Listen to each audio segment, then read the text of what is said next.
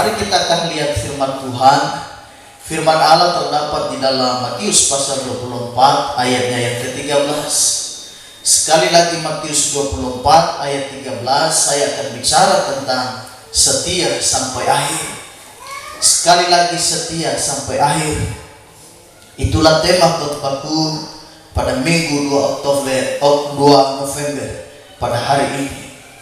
Mari kita lihat Matius 24 ayatnya yang ke-13. Kita baca ayat ini secara bersama-sama.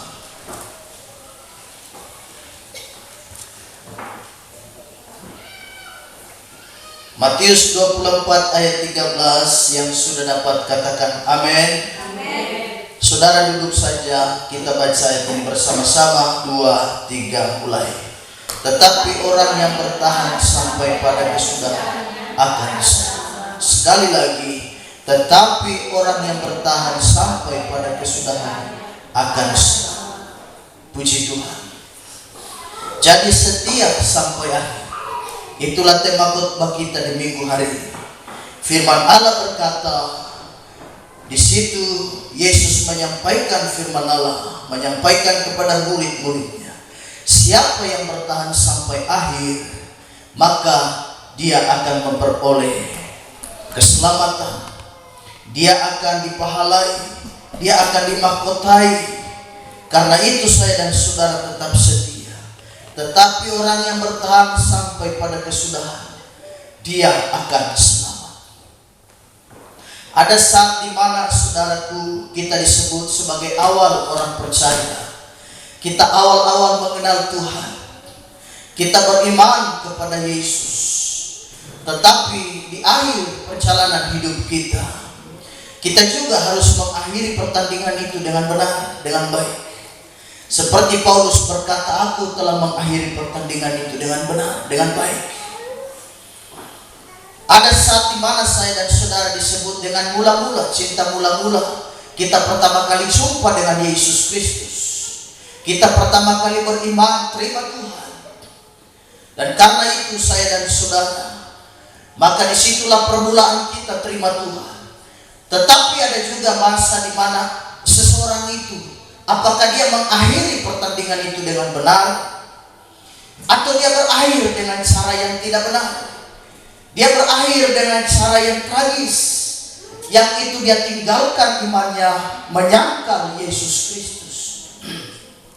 Apalagi sekarang ini kita perhatikan marak orang-orang sedang berlomba-lomba bukan untuk hal yang baik, tetapi berlomba-lomba untuk hal-hal yang kurang pas.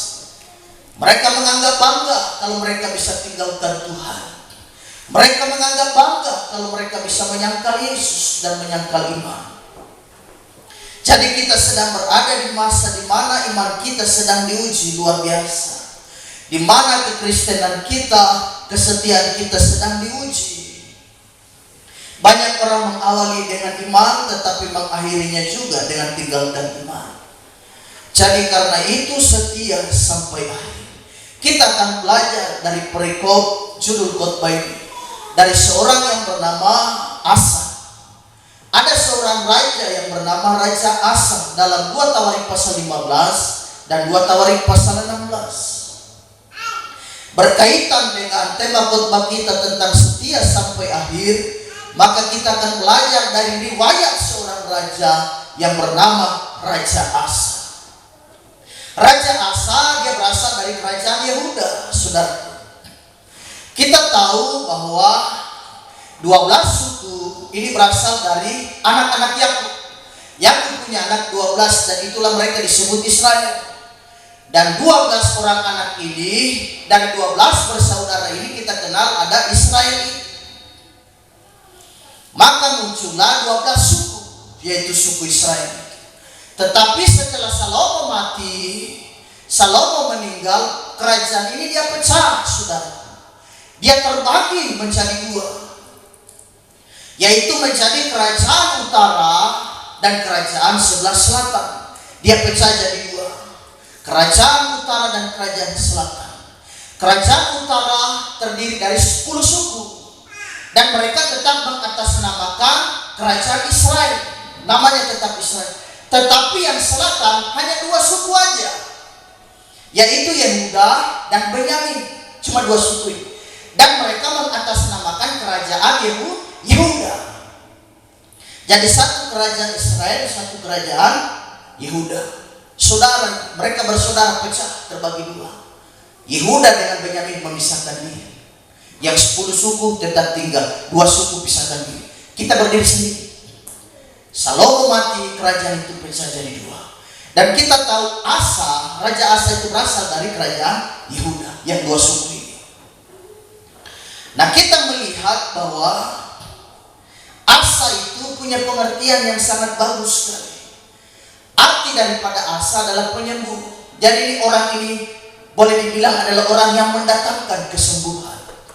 Arti Asa adalah penyembuh. Di awal kepemimpinan Asa sebagai raja, saudaraku, datang seorang hamba Tuhan, seorang nabi bernama Asaria bin Oded. Asaria bin Oded, seorang nabi Tuhan, datang membawa berita, membawa pesan Tuhan kepada Asa. Pesan itu bunyinya adalah, jikalau kerajaan Yehuda mereka baik-baik mendengarkan suara Tuhan, menaati firman Allah, mereka akan diberkati Tuhan. Allah akan berpihak kepada mereka. Tetapi jikalau mereka berpaling dan tidak mengindahkan apa yang menjadi pesan Tuhan, firman Allah, maka pasti Allah akan meninggalkan mereka. Asaria datang membawa pesan ini kepada Raja Asa. Kenapa firman Allah bunyinya begitu? Karena saudara tahu ada rentetan begitu lama sekali jarak waktu di mana Israel, termasuk Yehuda juga, mereka tidak lagi datang kepada Allah. Justru mereka datang kepada berhala. Ada rentetan waktu yang cukup panjang. Asaria datang menyampaikan firman Allah ini karena ada rentetan waktu yang begitu panjang sekali di mana Israel, kerajaan Israel dan kerajaan Yehuda, di mana mereka telah meninggalkan Tuhan. Waktunya lama sekali. Sebaliknya mereka datang menyembah berhala. Karenanya Asaria datang menegur mereka. 2 Tawarik 15 ayat 3 sampai 6. 2 Tawarik 15 ayat 3 sampai 6, firman Allah berkata, lama sekali Israel tanpa Allah yang benar, tanpa ajaran daripada iman dan tanpa hukum. Tanpa ajaran daripada imam dan tanpa hukum. Tetapi dalam kesesakan mereka berbalik kepada Tuhan, Allah orang Israel. Mereka mencarinya dan ia berkenan ditemui oleh mereka. Pada zaman itu tidak dapat orang pergi dan pulang dengan selamat, karena terdapat kekacauan yang besar di antara segenap penduduk daerah-daerah. Bangsa menghancurkan bangsa, kota menghancurkan kota, karena Allah mengacaukan mereka dengan berbagai kesesakan. Diawali dengan kalimat lama sekali Israel tanpa Allah yang benar. Asaria datang kepada Raja Asa. Kau harus cari Tuhan. Kau harus kembali kepada Allah Israel. Di awal kepemimpinan Asa, firman Allah menjadi dasar bagi dia. Melalui pesan firman Allah agar Asa melakukan 3 hal paling tidak. Dalam 2 Tawarik 15 ayatnya yang ke-7, firman Allah berkata begini. 2 Tawarik 15 ayatnya yang ke-7. Tetapi kamu ini kuatkanlah hatimu, jangan lemah semangatmu, karena ada upah bagi usaha. 3 hal ini paling tidak. 3 hal ini paling tidak Asa harus pegang sebagai raja. Yang pertama, menguatkan hati. Saya dan saudara kuatkan hati. Menghadapi tantangan, menghadapi pergumulan, saya dan saudara tetap percaya ada Tuhan bersama dengan kita.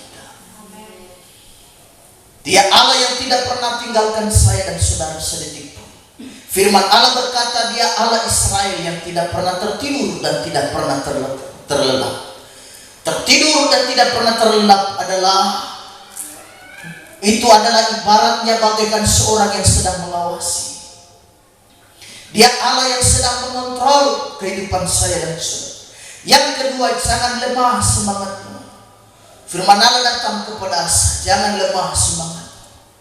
Roma 12 ayatnya yang ke-11, firman Allah berkata, janganlah hendaknya kerajinanmu kendor, biarlah rohmu menyala-nyala dan layanilah Tuhan. Semangat berkobar melayani Tuhan. Adakah semangatmu mulai pudar hari-hari ini? Mari bangkitkan kembali semangat itu. Kita lebih giat lagi cari Tuhan. Kita lebih setia lagi cari Tuhan. Semangat yang mulai pudar, semangat yang mulai patah, haleluya. Semangat yang mulai tidak ada gairah lagi untuk cari Tuhan. Mari saya dan saudara lebih giat lagi, karena dalam giat kita ada berkat Allah di sana yang Allah taruhkan. Jadi tetap semangat melayani Tuhan, tetap sukacita melayani Tuhan. Pokoknya tetap cari Tuhan. Saya selalu berpesan kepada saudara jemaat kekasih, adakan waktu cari Tuhan. Hidup ini singkat, seperti khotbah beberapa minggu yang lampau. Hidup manusia seperti bayang-bayang dan seperti uap, seperti bunga rumput yang ada di padang. Pagi kelihatan mekar, tetapi sore dia luruh dan layu. Itulah hidup manusia. Ada orang bisa mati usia 70 tahun, tetapi ada orang jangankan 70 tahun, baru dilahirkan saja bisa mati. Hidup ini singkat, saudara, karena itu cari Tuhan begitu rupa. Jika aku menyuruh saudara, pergilah saudara pergi di bawah pohon mangga, dan kau perhatikan di bawah pohon mangga itu, maka tidak hanya ada daun kering yang jatuh berguguran, ada juga daun hijau yang jatuh berguguran. Cobalah kita pergi, kita cari di manakah ada pohon mangga, kita datang dan kita cari, kita lihat di bawah pohon. Tidak hanya daun kering yang berguguran, di sana juga ternyata ada daun hijau. Kita juga berkata bingung kenapa daun hijau bisa gugur. Itulah hidup manusia. Hidup kita ini singkat. Firman Allah membahasakannya bahwa jarak antara manusia dengan maut hanya selangkah. Kita satu langkah keluar dari gereja, kita tahu seperti apa hidup kita. Kita satu langkah keluar dari rumah kita, bahaya dan ancaman datang menghampiri kita. Jadi karena itu setia, saya dan saudara setia. Jangan lemah semangatmu. Dan yang ketiga, ada upah bagi usaha. Upah bagi orang yang mendengarkan firman Allah. Asalnya bilang kau harus lakukan 3 hal ini. Karena bangsa Israel lama sekali mereka meninggalkan Tuhan. Ada upah bagi usahamu. Wahyu pasal 2 ayat 10 berkata, Wahyu 2 ayat 10, jangan takut terhadap apa yang harus engkau derita. Sesungguhnya iblis akan melemparkan beberapa orang dari antaramu ke dalam penjara, supaya kamu dicobai dan kamu akan beroleh kesusahan selama 10 hari. Hendaklah engkau setia, hendaklah engkau setia sampai mati, dan aku akan mengaruniakan kepadamu mahkota kehidupan. Setia sampai akhir, saudara. Setia sampai tutup mata. Setia mengakhiri pertandingan dengan baik, mengakhiri perjalanan hidup dengan benar. Ada seorang tukang kayu, haleluya, di akhir masa pensiunnya, bos ini berkata kepada dia, tolong buatkan aku rumah. Bos tidak berkata tolong buatkan aku rumah, tetapi dia berkata tolong buatkan satu rumah lagi. Dia seorang tukang kayu dan seorang tukang bangunan yang luar biasa. Bosnya berkata, kau sudah kerja padaku cukup lama, sekarang tolong buatkan satu rumah lagi. Anggap saja satu rumah ini sebagai akhir dari pekerjaan, karena kau akan pensiun, kau sudah tua, ini pekerjaan terakhirmu, tolong buatkan satu rumah lagi. Maka dia bikin rumah, dia bikin juga asal-asalan, karena dia pikir ini kan pekerjaan terakhir. Tebang cari kayu juga, kayu lombok. bikin rumah asal-asalan, bikin pintunya juga pintunya miring, sembarang-sembarang dia bikin. Dia ke sana menghadap bos. Setelah beberapa waktu selesai rumah itu, dia datangi bos dan berkata, "Bos, sudah selesai pekerjaan." "Oh ya, ya, aku akan ke sana mengeceknya." Bos ke sana cek. Bos begitu lihat pintunya mangap, miring. Bos garuk-garuk kepala, astaga orang ini.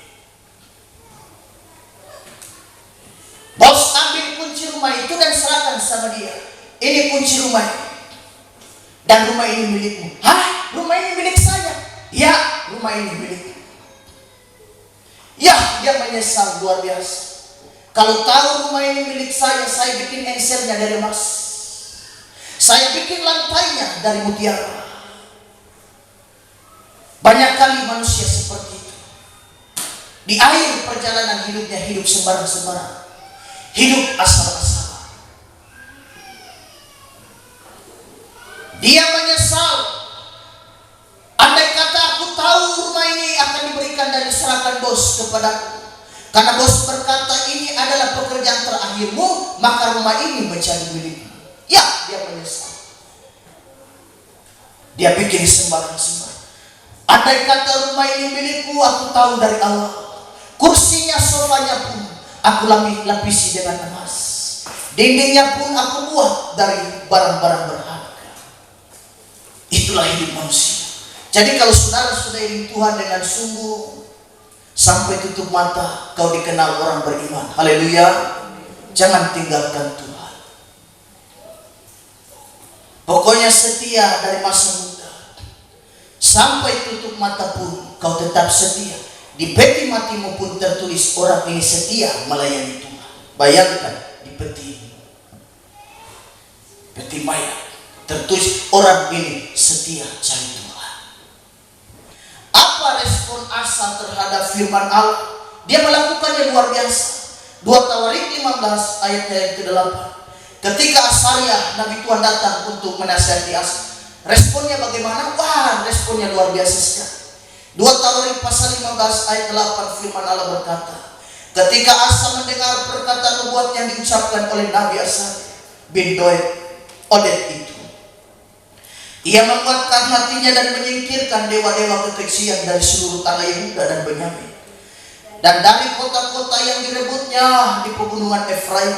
Ia membaharui mesbah Tuhan yang ada di depan balai bait suci Tuhan. Ini yang dia kerjakan. Begitu dia dengar firman Allah, maka apa yang dia kerjakan? Dia buang semua berhala-berhala.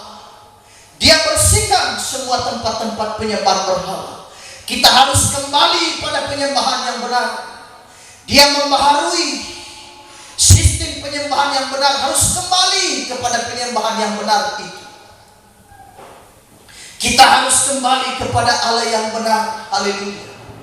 Dia menyembuhkan, mendatangkan pemulihan terhadap semua sistem penyembahan yang salah selama itu, dan beralih kepada penyembahan yang benar. Saya dan saudara harus punya pola penyembahan yang benar di hadapan Tuhan.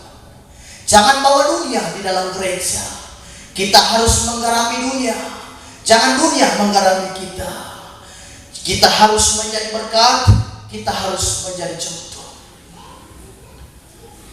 Kita harus menjadi teladan, karena saya dan saudara ada suratan yang terbuka. Orang bisa membaca saya dan saudara. Saya pernah katakan di dalam Injil ada 4 Injil, tetapi sebetulnya ada 5 Injil. Injil yang kelima adalah saudara. Orang membaca Injil Yesus Kristus dalam diri. Ada 4 Injil dalam Alkitab, Matius, Markus, Lukas, dan Yohanes. Tapi ada 1 Injil lagi, yaitu saudara. Saudara kan suratan terbuka. Orang membaca Yesus di dalam hidup saudara. Saudara adalah Injil kelima. Orang bisa mengenal Tuhan lewat sikap. Asa menyingkirkan segala penyembahan yang salah. 2 Tawarik 15 ayat 13 berkata lagi. 2 Tawarik 15 ayat 13, setiap orang baik anak-anak atau orang dewasa, baik laki-laki atau perempuan yang tidak mencari Tuhan Allah Israel, harus dihukum mati. Itu perintah instruksinya bagi raja yang perintah. Wah, luar biasa sekali Asa ini. Kita harus memberi jempol untuk Raja Asa. Dia memberikan instruksi, semua laki ke perempuan ke anak-anak ke semua harus menyembah Tuhan. Kalau tidak ada yang menyembah kepada Tuhan Allah Israel itu, maka mereka harus dihukum mati. Asa melakukan apa yang benar. Satu ayat lagi, 2 Tawarik 15 ayatnya yang ke-16. Kita lihat Asa yang tindakan-tindakannya luar biasa di awal kepemimpinannya sebagai raja.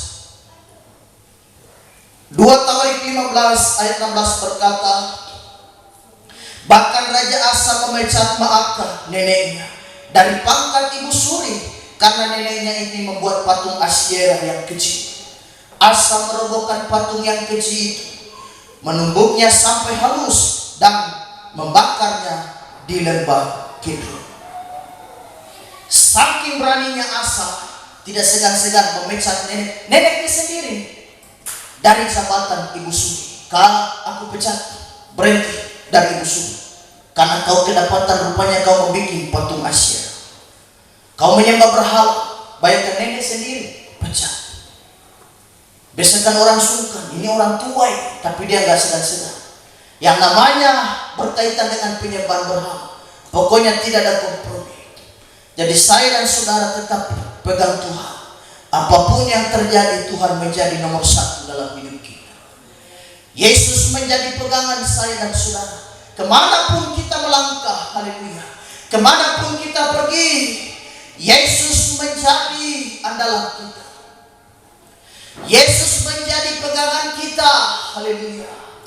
Jangan percaya kepada kain sepanggal, jangan percaya kepada batu, jangan percaya kepada kayu yang sepanggal. Percaya kepada Allah yang ciptakan batu, yang ciptakan kain, dan yang ciptakan kayu. Sekarang iman orang bergeser dari Yesus Kristus kepercaya kepada kayu sepanggal. Dia tidak sadar bahwa Allah ciptakan kayu itu. Ada yang menciptakan kayu itu. Jadi imanmu jangan bergeser kepada Yesus dan hanya kepada Yesus saja. Tidak boleh bergeser. Tetap pegang Tuhan. Kemana-mana pegang Tuhan. Haleluya. Kemana-mana tetap andalkan Tuhan. Jangan percaya peneti. Jangan percaya jarum apapun itu. Bawa peneti kakak, kau aman kemana-mana. Setan tidak takut peneti. Setan takut nama Yesus. Haleluya. Dengan nama Yesus saja setan gemetar. Jadi karena itu kita tetap percaya kepada Allah yang benar. Sistem penyembahan yang salah selama ini. Mungkin kita menyembah dan masih percaya kepada hal-hal yang berkaitan dengan jimat dan lain sebagainya. Jangan. Setan itu dia pertama tawar madu, tetapi ujungnya adalah racun yang mematikan. Tapi kalau Yesus, di awal dia tawar madu, di tengah dia tawar madu, di akhir dan terus madu terus. Jadi karena itu tetap pegang Tuhan. Kita lihat Asa ini luar biasa. Neneknya dia pecat, diberhentikan dari jabatan ibu suri. Kau berhenti, kau menyembah berhala. Tapi kita lihat di akhir kehidupan Asa, apakah dia se-ekstrim dan seradikal yang awal? Sayang sekali. Kita lihat yang terakhir, bagian terakhir. Apakah Asa dia setia sampai akhir? Kita lihat 2 Tawarik pasal 16 ayat 7. Ini akhir kehidupan daripada Asa. 2 Tawarik 16 ayat 7. Pada waktu itu datanglah Hanani pelihat itu kepada Asa, Raja Yehuda. Katanya kepadanya, karena engkau bersandar kepada Raja Aram dan tidak bersandar kepada Tuhan Allah, oleh karena itu terluputlah tentara Raja Aram dari tangan. Bukankah tentara orang Ethiopia dan Libya besar jumlahnya?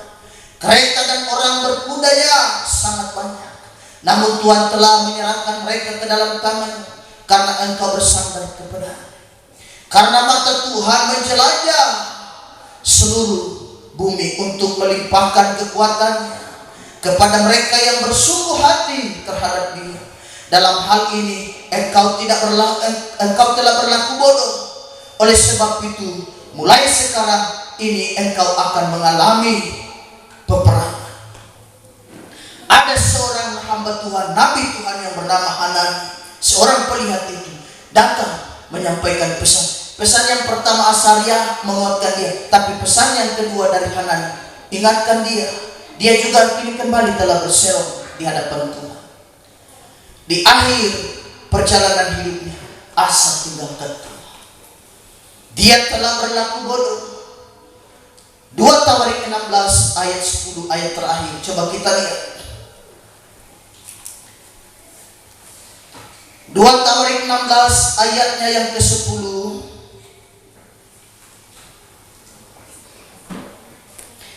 Kita akan lihat ayat ini. Kita baca sama-sama.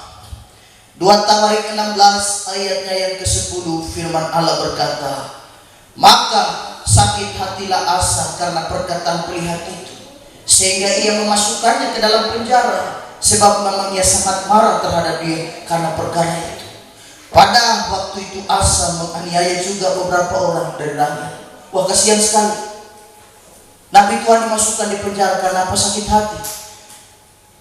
Raja Asa rupanya orang yang tidak suka ditegur, saudara. Orang yang tidak suka terima nasihat, ini Asa kelemahan.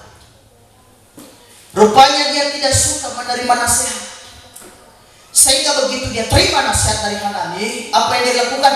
Dia sakit hati, dia menjadi cengkel, dia menjadi marah, dan dia masukkan seorang hamba Tuhan ini ke dalam penjara. Bukan hanya itu, tindakannya juga melampaui batas. Dia menganiaya rakyat-rakyat kecil. Itulah akhir perjalanan daripada rakyat. Kalau kita lihat di awal, wah, luar biasa sekali pencapaian-pencapaian. Membersihkan berhala, kembali kepada Allah yang benar. Tetapi di akhir perjalanan hidupnya, sayang sekali, Asa melakukan apa yang bodoh. Ada orang tidak suka dinasihati. Ada orang tidak suka terima nasihat. Baru dinasihat sedikit mendegerutu. Baru dinasihat sedikit dia balik marah. Asa bukannya bersyukur karena diingatkan oleh hamba Tuhan, malah dia marah. Saudara, bahaya kalau ada hamba Tuhan menasihatimu dan kau tidak terima, kau marah. Bahaya. Apalagi nasihat itu lewat firman Allah. Jadi kalau ada firman yang menasihatimu, kau bersyukur, haleluya. Kalau ada firman datang menegurmu, kau bilang, puji Tuhan.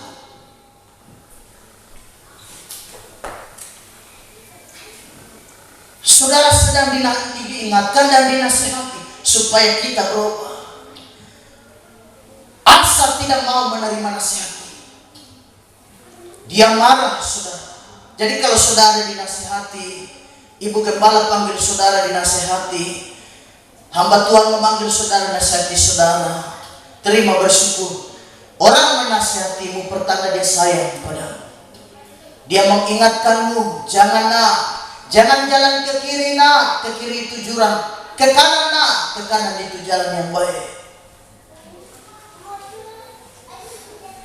Jadi saya dan saudara, kita lihat Asa di akhir pemerintahan, di akhir perjalanan hidupnya, dia melakukan apa yang bodoh di mata Tuhan.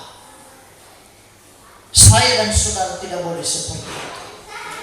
Jadi tetap setia, tetap iring Tuhan, tetap melayani Tuhan. Saya dan saudara di akhir perjalanan hidup kita melayani Tuhan, harus kita setia. Tinggalkan warisan iman bagi keluargamu, bagi anak-anakmu. Anak-anakmu mengenal ini mama setia. Kita punya mama ini mama orang beribadah. Kita orang punya bapak ini, luar biasa ini, kita punya bapak ini, bapak orang sembahyang. Kita punya bapak ini, bapak yang tahu Tuhan. tinggalkan warisan iman, tinggalkan warisan yang percaya kepada Tuhan. Saudara kan sudah tidak punya harta. Kalau harta ada mah puji Tuhan. Warisan apa lagi yang saudara bisa andalkan? Tinggalkan warisan iman. Warisan iman ini luar biasa untuk saya dan saudara, supaya anak-anak kita mengenal akan Tuhan. Hidup sekarang ini saudara pikir gampang bawa orang ke gereja. Itu gak mudah saudara. Makanya kalau saya lihat saudara bisa datang hari Minggu cari Tuhan, bisa datang saudara kebaktian cari Tuhan, itu mujizat. Itu luar biasa. Sekarang ini bawa anak-anak, bawa suami, bawa istri pergi ke gereja susahnya minta ampun. Tidak mudah saudara. Jadi kalau ada saudara bisa datang cari Tuhan, duduk ibadah, itu satu mujizat yang sangat luar biasa. Saudara yang mendengarkan khotbahku ini, saudara juga pasti berkata dalam hati, betul apa yang dikatakan Bapak Gembala itu betul. Memang tidak mudah bawa orang ke gereja, apalagi bawa suami. Sehingga saudara berkata dalam hati, aku setiap hari, Tuhan setiap hari aku datang ibadah, aku sendiri terus. Setiap kali ibadah saya sendiri saja Tuhan, ya ampun. Sehingga saya ini Tuhan mau dibilang janda, tapi ada laki. Mau dibilang ada laki, tetapi laki tidak pernah nongol-nongol ke gereja. Untung saya waktu pulang kebaktian tidak digoda orang. Orang tidak godain saya di jalan. Saudara pikir gampang bawa orang ke gereja. Tapi kita percaya mujizat Tuhan pasti membawa mereka. Jadi doa kita, jadi tetap setia sampai akhir. Tuhan Yesus memberkati. Kita masuk dalam perjamuan. Mari kita berdoa.